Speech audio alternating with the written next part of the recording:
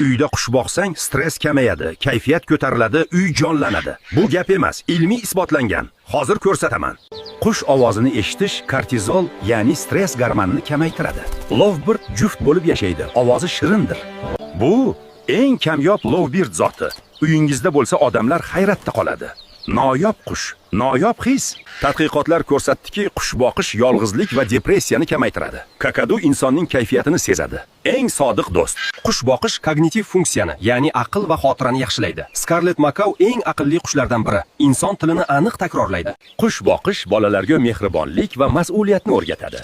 Volnisti to'tiqush, arzon, xavfsiz, mehribon. Ilmiy tadqiqot. Qush ko'rish va eshitish 8 soatgacha kayfiyatni yaxshilaydi. San Conur quyosh kabi sariq, uyni yorqin qiladi. Stress, yolg'izlik, kayfiyat hammasiga yechim uyingizda. 7 ta chiroyli qush qaysi biri sizga yoqdi? Pastga yozing. Obuna bo'ling.